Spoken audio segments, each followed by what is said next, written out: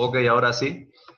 Entonces estábamos hablando de la nefrona como la unidad anatómica, funcional y estructural, ¿no?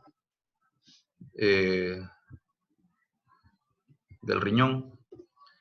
Ahora, ¿por qué es tan importante este tema, ¿no? Examen general de orina. Dijimos que el examen general de orina es como realizar una biopsia renal indirecta, ¿no? No es un método invasivo. Sabemos que para obtener la muestra es solamente con la micción y recolección de muestra en un frasco estéril.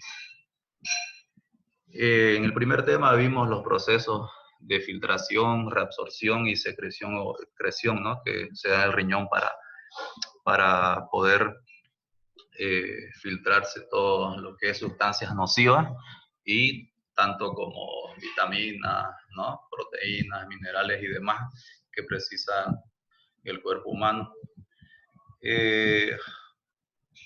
Cuando llegamos a la parte al segundo proceso que es reabsorción y al tercer proceso que es excreción, es donde ya se va a formar la orina en lo que es el sistema tubular, ¿no?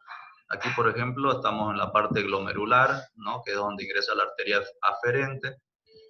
Esta arteria aferente va a formar lo que es el ovillo capilar, ¿no? O el glomérulo, más conocido. Y toda esta sangre va a ser filtrada a través de esta membrana que dijimos que era la membrana basal glomerular, que es la que tiene que estar intacta, ¿no? Para decir que no somos pacientes con enfermedad renal.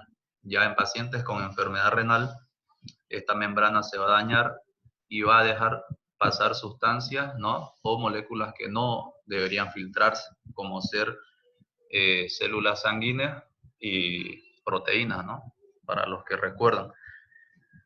Es por ello que cuando vean un examen general de orina van a ver en el recuento de eritrocitos, lo normal es ver de 0 a 5, 0 a 6, máximo por campo, ¿no? Entonces no debería verse más de 6 eritrocitos por campo. ¿Por qué? Si lo normal es que no pase ni un eritrocito, ¿por qué puedo ver hasta 6 eritrocitos? Puedo ver hasta 6 eritrocitos, ¿no? Porque durante todo mi trayecto tubular, ¿no? Esto microscópicamente, y ya saliendo de esto y llegando a la parte macroscópica, que va a ser mi pelvis renal, que va a ser mi pelvis menor, mayor, con posterior formación del uréter, ¿no? Vejiga, uretra. Todo ese trayecto urinario siempre va a tender a descamar, ¿no? Lo que es el epitelio de la pared, y obviamente que va a haber pérdidas de eritrocitos o eritrocitos muertos que van a descamarse, ¿no? Y es por ello que podemos encontrar hasta 6. Pero si yo encuentro, ¿no?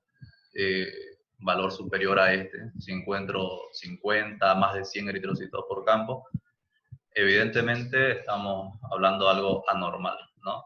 Y más adelante vamos a ver qué prueba voy a solicitar para poder diferenciar si esa sangre proviene de mi sistema glomerular, ¿no?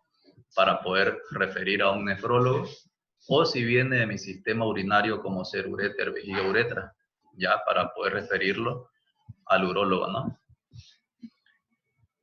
También esta membrana basal, ¿no? Glomerular, es la encargada de evitar el paso de proteínas, ¿no? Dijimos que no debe pasar proteínas. Si yo veo un examen general de orina donde marca proteínas positivo, tengo que indagar, ¿no? ¿Por qué está perdiendo proteínas esa persona? Evidentemente, hay un valor de 0 a 30 miligramos en 24 horas, va a ser lo normal como pérdida de proteínas, ¿no? De 0 a 30. De 30 a 300 miligramos en 24 horas, estamos hablando de microalbuminuria. Eso ya es patológico, ¿no? Y mayor a 300 miligramos en 24 horas ya es macroalbuminuria, ¿no? O mejor conocido como proteinuria. Ahora, ¿dónde voy a poder yo cuantificar si mi examen general de orina no me cuantifica? Solamente me marca en cruces, una cruz, dos cruces, pero no me cuantifica miligramos, ¿no? Entonces ahí es donde entra la prueba de proteinuria 24 horas que hablamos en la anterior clase.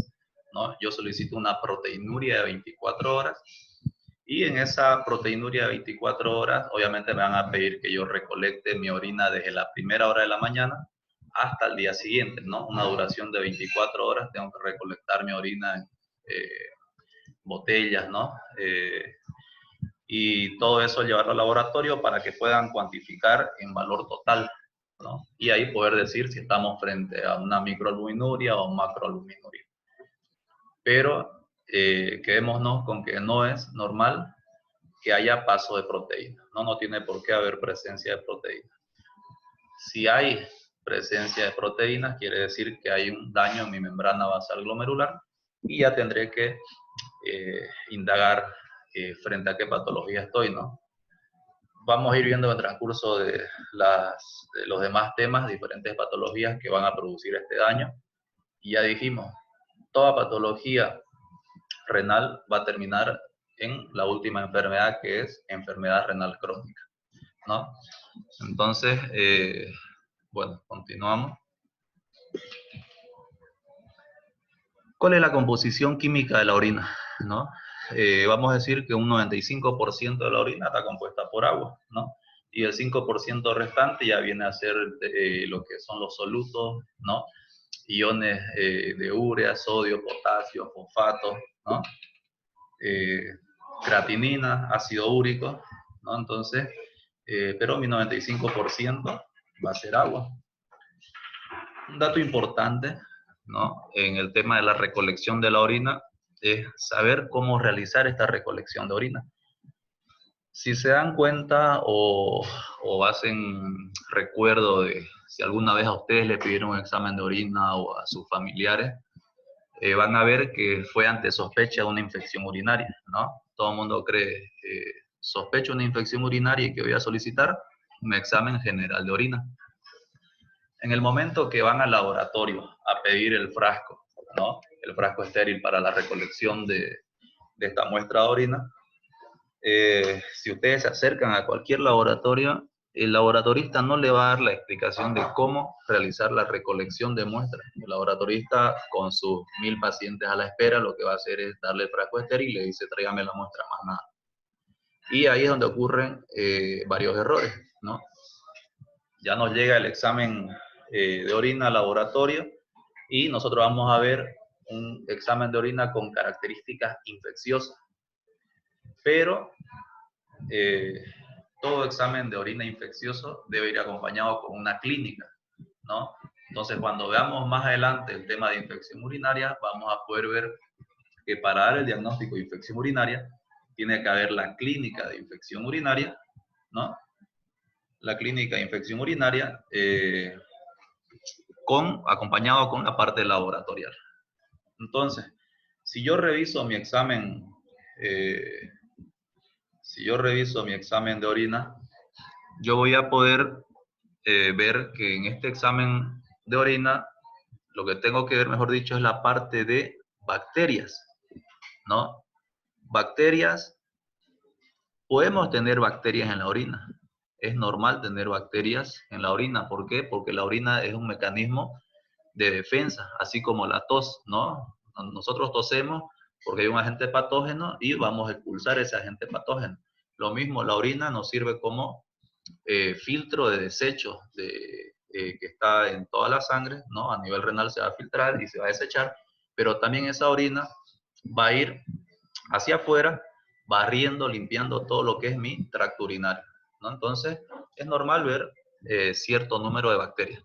Pero si yo encuentro presencia de bacterias abundante o más de 100 por campo, eso no es normal, ¿no? No es normal encontrar. ¿Qué otra cosa yo voy a ver ante un cuadro de infección urinaria? Voy a ver la parte de leucocitos. Dijimos que no es normal encontrar leucocitos en orina. ¿Por qué? Porque los leucocitos también son células sanguíneas y estas no se van a filtrar. Si yo tengo presencia de leucocitos en orina, será porque hay un cuadro infeccioso inflamatorio en mi vía urinaria. Y ese cuadro infeccioso inflamatorio obviamente va a llevar a la aparición, ¿no?, de estos leucocitos en mi orina. Entonces, leucocitos, o una leucocituria, mejor dicho, mayor de 10 por campo acompañado con bacterias abundantes, ya me va a dar el diagnóstico laboratorial de una infección urinaria. Entonces, ¿por qué es tan importante el tema de la recolección de la muestra? Si yo no explico los 4 pasos que estoy viendo aquí, ¿no? Que primero tengo que realizar el aseo de manos, luego tengo que realizar el aseo a nivel genital, posteriormente tengo que indicar que no puedo recolectar el primer chorro de la orina en el frasco, porque dijimos que vamos a barrer las bacterias que están en el tracto, entonces ese primer chorro no nos sirve. Vamos a recolectar el chorro medio, que quiere decir que el paciente tiene que presentar su primer micción, ¿no? Cortar esa micción y posterior, o el chorro siguiente, va a ir al frasco estéril. Entonces ya esa va a ser una muestra fidedigna de que ha sido bien tomada, ¿no? Y el resultado que nos reporte ese laboratorio va a ser 100% seguro. Entonces siempre cuando interpreten un examen general de orina, pregunten al paciente de qué manera tomaron la muestra y se van a dar cuenta que la mayoría le va a decir que directo, ¿no? Y está mal, entonces hay que volver a repetir ese examen de orina, pero dando estos pasos, ¿no? Ok, cuando hablamos de calidad de la muestra de orina, ya tenemos que ver la preparación del paciente, que ya la dijimos, recolección de la muestra, posteriormente manejo y conservación de la muestra, ¿no? Yo no puedo tener el paciente no puede agarrar y tener su muestra de orina y, no sé, la dejó en el baño todo un día y al día siguiente recién la lleva al laboratorio, ¿no? Entonces, el paciente, por lo general, la recolección de orina tiene que hacerla en el mismo laboratorio, ¿no? O si la realizó en la casa y está a unas horas del laboratorio, tendrá que conservarla en la heladera, ¿no? Tiene que llegar como muestra fría. No puede el paciente tenerlo un día entero la muestra de orina ahí no sé, en el baño y luego llevarla porque va a haber proliferación de bacterias y también no nos va a servir ese resultado, ¿no? Entonces, lo ideal en manejo de la muestra es tomar la muestra en el mismo laboratorio y dejarla en ese mismo instante, ¿no? Fuentes de error en la toma de muestra de orina. Un error común va a ser la presencia de materia fecal, ¿no? La materia fecal, cuando realizamos un mal aseo, ¿no? El paciente, mejor dicho, realiza un mal aseo. Sabemos que el aseo al momento de realizar la deposición es hacer una limpieza de adelante hacia atrás, ¿no? Pero hay personas que no tienen ese conocimiento y la realizan de atrás para adelante, barriendo la materia fecal hacia el órgano genital, sobre todo en el género femenino. Entonces, no nos asombremos de encontrar, ¿no? Coprolitos en nuestra muestra de orina y eso nos puede hacer sospechar no sé, una fístula, ¿no? Eh, una fístula intestino-vesical, ¿no? Entonces, que haya paso de materia fecal del intestino a través de una comunicación hacia la vejiga. Entonces, no va a hacer sospechar eso. Pero tenemos que preguntar de qué manera fue tomada esa muestra para no pedirle luego otro estudio como una urografía excretora que vimos en la anterior clase, ¿no? Para ver si hay presencia de estas fístulas. Luego también sangre, ¿no? Sabemos que lo normal de eritrocitos hasta 6 por campo, ¿no? Y a veces llega la mujer con su muestra de orina y reporta más de 100 por campo de eritrocitos.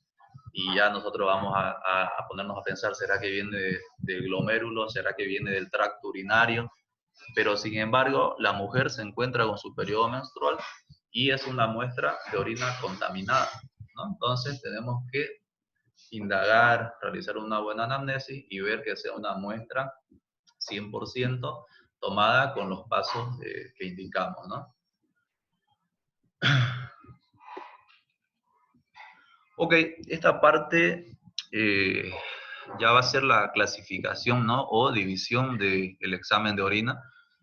Cuando vemos un examen general de orina, cuando agarramos el papel, ¿no? Nos llega el paciente con su laboratorio, vamos a ver que ese examen de orina se divide en 3 partes. Hay un examen físico en la parte superior, ¿no? Ese examen físico nos da la característica macroscópica, nos va a dar el color, nos va a dar olor, nos va a dar volumen, ¿no? Entonces son características macroscópicas que también nos va a llevar a sospechar, ¿no? Si color hematúrica, entonces nos dice directamente que estamos hablando de que hay presencia de sangre en la orina, ¿no?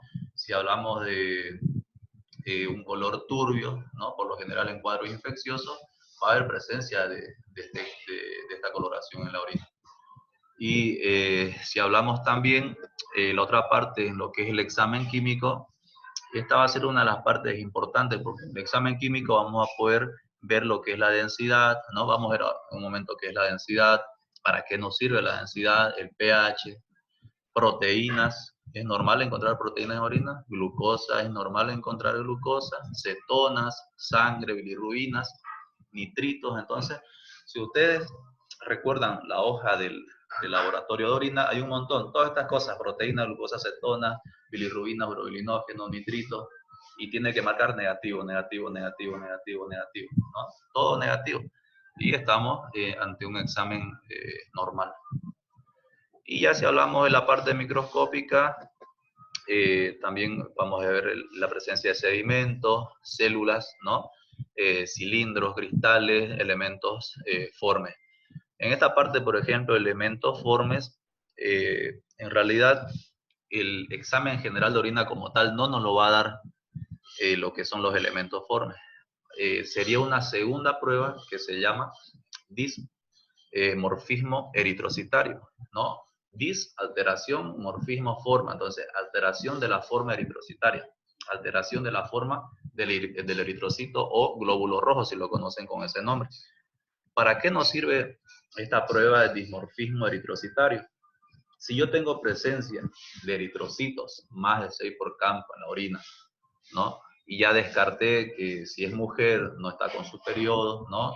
Ya me asesoré de que fue una buena toma de muestra, ¿no? Inclusive solicito un segundo examen de orina y me sigue reportando, ¿no? Bastantes eritrocitos en la orina. Entonces yo tengo que diferenciar de dónde vienen estos eritrocitos. Tengo que ver si vienen de la parte glomerular, ¿no? O si vienen de mi tracto urinario, uréter, vejiga, uretra. Lo primero que voy a pensar, ¿no? Va a ser en la presencia de cálculos, ¿no? Cuando un cálculo se impacta en uréter, ese cálculo va a hacer presión en las paredes, ya sea el uréter derecho o el uréter izquierdo, va a hacer presión en esa pared y va a lesionar el epitelio. Y por ende, ¿qué va a pasar? Va a haber descamación y pérdida eritrocitaria, por no decir va a sangrar esa pared, ¿no? Ese epitelio. Y obviamente va a haber presencia de eritrocitos, pero estos eritrocitos ¿qué forma van a tener? Estos eritrocitos van a tener la forma normal. ¿Cuál es la fórmula? La forma de un glóbulo, ¿no? La fórmula redondeada. La prueba de dimorfismo eritrocitario nos dará como resultado elementos formes normales. Y yo voy a poder decir, entonces esta presencia eritrocitaria en mi orina se trata evidentemente de tracto urinario. Voy a buscar ya la presencia de un lito, ¿no? O quizás un trauma que haya tenido abdominal con lesión o sección de vía urinaria. Ahora, si mi dimorfismo eritrocitario me demuestra elementos formes irregulares, ¿qué quiere decir? Que esos eritrocitos provienen del sistema glomerular, ¿no? Entonces, ¿por qué? Si recordamos la primer clase, ¿no? Si recordamos la primer clase, cuando vimos la nefrona, vimos que la arteriola aferente era por donde ingresaba, ¿no? Aquí, por donde ingresaba la sangre. Aquí está todo mi sistema glomerular u ovillo capilar. Y esta orilla es mi membrana basal glomerular. Esta membrana basal tiene unas células llamadas podocitos en la parte superior, ¿no? Aquí hay podocitos, podocitos, podocitos, podocitos. Y entre podocito y podocito quedan unas hendiduras, que es por donde atraviesa el agua y demás sustancias que sí se filtran. Pero el glóbulo rojo, ¿no? Al tener un gran tamaño, si llega a haber una lesión de mi membrana basal y deja o permite el paso de ese glóbulo rojo va a atravesar esa hendidura y va a pasar a mi sistema tubular, ¿no? A mi túbulo contornado proximal, de una manera dismórfica. va a perder su forma, va a pasar alargado, ¿no? Va a pasar irregular, pero no va a pasar como un glóbulo, pero no va a dejar de ser un glóbulo rojo o eritrocito, ¿no? Entonces, en la prueba de dimorfismo eritrocitario, yo voy a poder ver que me va a reportar glóbulos rojos irregulares o dismórficos, y ya me está diciendo que estoy frente a una presencia de eritrocitos que provienen de mi sistema glomerular. Ahí es donde yo ya podré referir, ¿no?, coherentemente al nefrólogo, o en caso de que mi prueba de dimorfismo me reporte de que son eritrocitos de forma regular, entonces yo ya sabré que eso proviene de vía urinaria y ya no lo voy a mandar al nefrólogo, sino lo voy a mandar al urólogo, ¿no?, que es quien ve todo lo que es sistema urinario. Ok, lo que es color, ¿no? Por lo general, si hablamos de coloración de la orina, un color amarillo, ¿no? Obviamente, si yo estoy con ingesta de líquido, hablando de agua, va a tender a ser más clara la orina. Si yo dejo de tomar agua, va a tender a ser más oscura, más amarilla, ¿no? Entonces esto se debe al pigmento urocromo, ¿no? Y su excreción es proporcional a la tasa metabólica, ¿no? ¿Qué quiere decir esto? Lo que acabamos de decir. Si yo tengo ingesta de líquido de agua, obviamente va a estar más diluida y va a ser un color más claro. Pero si yo soy una persona que no tiene ese hábito de consumir agua, ¿no?, entonces va a tener, esa orina va a estar concentrada y va a tener una coloración más oscura. Ahora, si tenemos una orina blanca o lechosa, ¿no?, si tenemos una orina roja, ¿no?, u otro color, entonces ya no va a hacer sospechar de ciertas patologías. Por lo general, las orinas blancas lechosas se debe a presencia de bastante leucocitos, ¿no?, en orina. Obviamente es común eso en cuadros infecciosos urinarios, ¿no? También cuando hay presencia de lipiduria, ¿no?, bastante grasa en la orina, también me puede dar una coloración lechosa. Ejemplo, digamos, en quién se ve estos casos de lipiduria, ¿no? Personas con sobrepeso, ¿no? Entonces, personas con sobrepeso, con saturación de ácidos grasos, va a saturarse y va a comenzar a excretarse a nivel urinario, ¿no? Y podemos encontrar esta lipiduria, ¿no? Y lo más característico y llamativo va a ser la orina roja, ¿no? La orina roja, el color anormal más frecuente, como dijimos, ¿no? Por lo general vamos a hablar de hematuria, hemoglobinuria o mioglobinuria, ¿no? Hay que saber diferenciar. Puede ser que el paciente, ¿no?, haya consumido remolacha, ¿no?, el día anterior o en el transcurso de esa mañana, y obviamente va a tener una pigmentación rojiza, ¿no? También fármacos como estos antituberculosos como la isoniazida y la rifampicina nos va a dar también esta coloración, o por contaminación menstrual, ¿no? Entonces tenemos que saber o aprender a diferir una de otra, ¿no?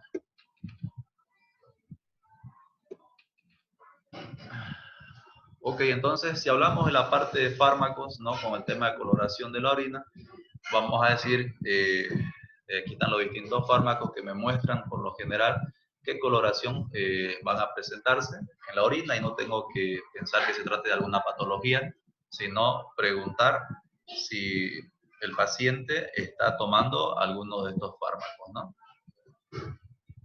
Ok, hablando de la densidad, voy a pausarlo un momento. Voy a pausar la grabación ya, voy a poner a cargar mi computadora.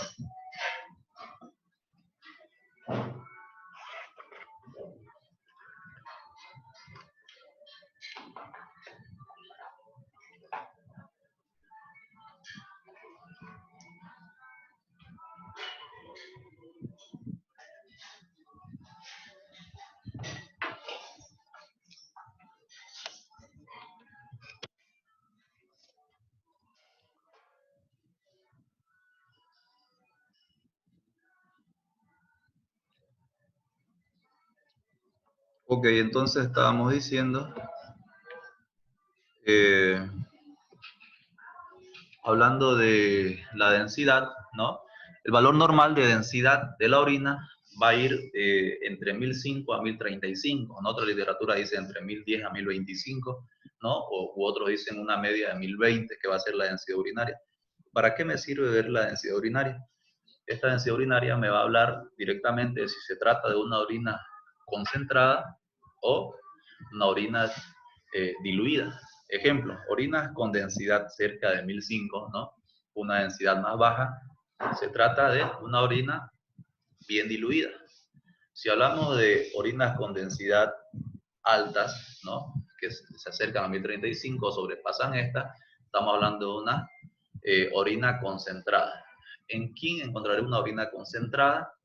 Seguramente en una persona deshidratada, ¿no? Una persona que no está consumiendo la ingesta de líquido adecuada para su kilo peso, ¿no? Entonces, esto lo que es densidad me va a ayudar a diferir, ¿no? Si estamos frente a una persona sobrehidratada o si estamos frente a una persona deshidratada. Pero por lo general, si yo tengo una densidad entre 1010 y 1025 o 1030, estamos hablando de una densidad normal, ¿no? De una persona normo hidratada. ¿Por qué yo quiero saber si estoy frente a una persona deshidratada o una persona sobrehidratada? Cuando veamos presencia de cetonas más adelante, vamos a ver que la cetonuria se presenta en personas con ayuno prolongado o personas deshidratadas. Entonces va a corroborar una con otra y ya voy a tener un diagnóstico más preciso con solamente ver mi examen de orina, ¿no? Y lo que decíamos, ¿no? Referente a la densidad, aquí por ejemplo densidad baja 1010 y alta 1025. Este valor creo que todos lo toman como parámetro, ¿no? Entonces, si hablamos de una densidad de 1010, ya estamos hablando de personas que para abajo, ¿no? De personas que están con una sobrehidratación. Pero si hablamos de densidades mayores a 1025, estamos hablando ya de personas deshidratadas, ¿no? ¿Qué personas pueden ser estas? ¿No? Personas diabéticas mal controladas, ¿no? Pacientes con insuficiencia cardíaca, insuficiencia adrenal, enfermedad hepática. Estas personas, por lo general, son personas edematizadas. Uno cree que están sobrehidratadas, pero sin embargo ese líquido está en tercer espacio, ¿no? Porque estas personas no tienen la proteína en el intravascular y por ende esa presión oncótica está disminuida, ¿no? Hablamos de la presión oncótica en la primera clase, ¿no? Entonces, que era la que atraía el líquido del intersticio hacia los vasos sanguíneos. Entonces estas personas pierden el volumen o volemia en el intravascular y van a ser personas en realidad deshidratadas. Aunque tomen líquido, ese líquido va a pasar a tercer espacio y se va a manifestar como edema, ascitis, derrames pleurales, etc., ¿no? Si hablamos del pH o potencial de hidrogenión, ¿no? Por lo general me va a servir también ver mi pH urinario. Por lo general, valores de 5.5 a 7 son tomados como rango normal, ¿no? Referencial. Si hablamos de valores mayores a 7, ya estamos hablando de presencia de bacterias que están alcalinizando la orina, ¿no? Y valores menores de 5.5 me va a indicar un proceso acidótico en curso en sangre, ¿no? Ejemplo, si mi paciente está con una acidosis metabólica, que yo lo puedo ver en una gasometría arterial, seguramente que mi examen de orina me va a mostrar un pH ácido. Un pH alcalino, ya dijimos, presencia de bacterias que están alcalinizando la orina. En esta parte, para que no les queden dudas, ¿no?, sobre lo que dicen, es mejor tener el pH ácido o el pH alcalino referente o frente a un cuadro infeccioso urinario. Es cierto, personas que mantienen un pH un poco bajo son menos propensas a presentar infecciones urinarias por definición de esta bacteria frente al pH ácido, ¿no?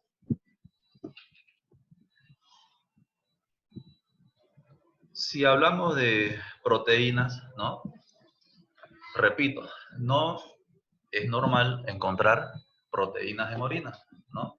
No es normal, las proteínas, al igual que las células sanguíneas, no tienen que filtrarse a nivel glomerular renal. Pero dijimos que si estamos frente a un examen de proteinuria de 24 horas, en un valor o rango de 0 a 30 miligramos a 24 horas, se va a considerar normal, ¿no? De 0 a 30 miligramos. Pero si hablamos de 30 a 300 miligramos de proteínas en 24 horas, ya es patológico y se lo denomina microalbuminuria. Y si hablamos mayor a 300 miligramos, ya se lo denomina macroalbuminuria o proteinuria, ¿no? Patológico. Doctor, doctor, Sí, sí, por favor, ¿puedo ver la diapositiva anterior? claro, Que claro. hablaba de pH. Menor que 5,5. Pueden indicar pH. acidosis. Es, por Ah, ya, ejemplo, en la ya. parte de pH, si hablamos de un pH Acidosis. acidótico, ¿no? Estamos hablando de un Ujú. pH inferior, ¿no? De Ajá, sí. 5.5 para abajo. Si hablamos de un pH alcalino, ya hablamos de pH mayor, ¿no? Un pH de 7 para arriba. Y bueno, aquí dice, ¿no? Por lo general, cuando ustedes vean un examen general de orina con un pH ácido, ¿no? De 5.5 para abajo, y más si es una persona diabética, tienen que sospechar de una complicación aguda de la diabetes, que es la cetoacidosis diabética. Y para ello van a ver dos cosas. Una, en el mismo examen de orina, presencia de cetonas positivas. Más adelante vamos a ver cetonas y vamos a ver que no es normal encontrar cetonas en orina. Pero si yo estoy frente a un pH acidótico, no pH urinario acidótico, tengo el antecedente que mi paciente es diabético, tiene cetonas positivas en orina, yo estoy hablando ya que estoy frente a una posible cetoacidosis diabética. ¿Qué estudio me va a confirmar este diagnóstico? Voy a solicitar una gasometría arterial y esa gasometría arterial tiene que tener un pH también ácido, ¿no? Un pH con un valor menor a 7.30, porque lo normal del pH en sangre es de 7.35 a 7.45, ¿no? Entonces, si tengo un pH menor a 7.30 o un bicarbonato igual o menor a 18 milimol, estamos hablando directamente ya de una cetoacidosis diabética. Entonces, yo con este examen tan simple y barato ya pude indagar, ¿no? Sospechar y llegar a otro diagnóstico que la paciente no venía por eso, sino por lo general vienen por infección urinaria, ¿no? Ok, proteínas entonces ya dijimos. Proteínas no tiene por qué haber proteínas en la orina. Si están frente a un paciente hipertenso o frente a un paciente diabético, ya dijimos que la hipertensión y la diabetes son las dos patologías que van a ocupar el 90% del total de los enfermos renales crónicos. Todo paciente que ustedes vean dializando, pregunten el antecedente. El 90% o es hipertenso o es diabético. El 10% restante tendrá su enfermedad renal crónica por otra causa, que serán patologías que vamos a ir viendo en el transcurso de los temas. Pero es importante ese dato, ¿no? 90% hipertensión y diabetes. Entonces, si yo estoy frente a un examen de orina, llega un paciente, ¿no? Por una sospecha de infección urinaria, pero yo tengo proteínas positivas, pregunto, ¿usted es diabético o hipertenso? Y me dicen sí, o quizás no saben, pero yo luego diagnostico la hipertensión o la diabetes, ¿no? Que van a aprender más adelante en los siguientes temas cómo diagnosticar. Vamos a poder ver que evidentemente o es hipertenso o es diabético, y esa presencia de proteínas quiere decir que ya hay un daño en mi membrana basal glomerular, ¿no? Cosa que no tiene que haber. Si yo tengo presencia en mi examen de orina de proteínas positivas, luego tengo que solicitar mi proteinuria 24 horas y ver si se trata de una microalbuminuria o una macroalbuminuria. ¿Qué estudio pediré después? Voy a pedir el clearance de creatinina o aclaramiento de creatinina. Ese clearance de creatinina me va a dar directamente el valor del filtrado glomerular de esa persona. Dijimos que lo normal en filtrado glomerular, estamos hablando de 120 ml minuto en una persona adulta, ¿no? Se supone que todos estamos filtrando 120 ml minutos. Si nos hacemos una prueba de clearance de creatinina, nos va a marcar 120 ml minutos. Pero en personas que tienen proteinuria, ¿no? O proteína positiva en orina y que ya tienen un daño renal, ese filtrado va a marcar menos, ¿no? Va a marcar 90 ml minutos, 80 ml minutos, 50 ml minutos, 20 ml minutos. La indicación de hemodiálisis es 15 ml minutos para abajo. Entonces, ya cuando veamos el tema de enfermedad renal crónica, vamos a aprender también a poder clasificar y estadiar, ¿no?, a estos pacientes enfermos renales crónicos. Ya eso es un tema que vamos a ver más adelante, ¿no? Pero al momento quédense con que no pueden haber proteínas en un examen de orina.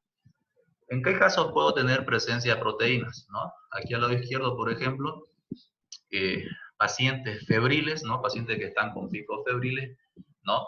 Puede haber presencia de proteínas sin decir que hay un daño en la membrana basal, solo que al aumento de la temperatura corporal, esta membrana se vuelve un poco permeable hacia las proteínas y permite el paso de proteínas, y no quiere decir que haya daño en la membrana basal, ¿no? Pero en caso de fiebre. 2, y procesos infecciosos agudos o procesos traumáticos, ¿no? En estos 3 casos pueden haber presencia de proteínas en orina. Pero si vemos la otra tabla, ya estamos hablando de patologías netamente, ¿no? Por nefrosis, hipertensión arterial y diabetes, dijimos que son las 2 causas más frecuentes, ¿no?, de la enfermedad renal crónica. Lupus, nefropatía poliquística, nefritis, glomerulonefritis, etcétera. Todas esas patologías me van a llevar a un daño en la membrana basal glomerular y posterior presencia de proteínas en orina, ¿no? Ok,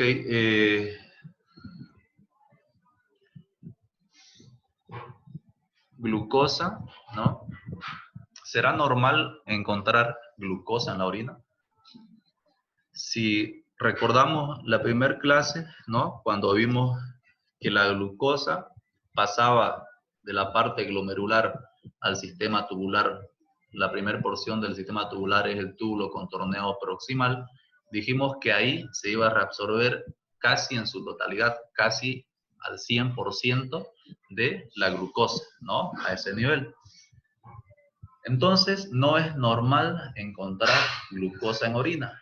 Como les dije hace un momento, en mi hoja de examen de orina, todo me tiene que marcar negativo. Sangre, proteínas, glucosa, negativo, negativo, negativo, ¿no? La glucosuria se debe casi siempre a hiperglucemia. En la primera clase vimos que existe un umbral renal de glucosa. ¿Qué quiere decir? Cuando la persona tiene un valor de glucemia igual o mayor a 180 miligramos de decilitro, que eso es patológico, va a haber tanta saturación de azúcar en el sistema tubular que estas no van a poder reabsorberse al 100% a nivel del túbulo contorneo proximal y por ende va a continuar el trayecto y va a terminar en la orina, ¿no?, desechándose. Entonces a eso ya se lo llama glucosuria, ¿no? La glucosuria entonces en un paciente, o la glucosuria que yo vea en el examen de orina, ¿no?, glucosa positiva una cruz, directamente yo ya sé que ese paciente en ese momento está con un valor de glucemia igual o mayor a 180. Puede estar en 200, 300, 500, qué sé yo, eso no me va a marcar, pero sí me va a decir que está mayor a 180 y yo lo mandaré directamente a hacerse una glucemia de control y ver si no está frente a una complicación aguda de la diabetes, ¿no? O también puede pasar en pacientes que no saben que son diabéticos, vienen por un control, veo su examen de orina y me marca glucosuria positiva. Les pregunto, ¿es diabético? Y me dicen no. Entonces, mandaré a hacerse una prueba de glucemia en ayuna y según los criterios diagnósticos de la ADA, ¿no?, ya se lo van a ver en endocrinología, cómo diagnosticar diabetes, y bueno, van a corroborar su diagnóstico con solamente haber visto ese examen de orina. Ok, chicos, quedamos aquí. Vamos a continuar en el otro periodo. Voy a parar de grabar.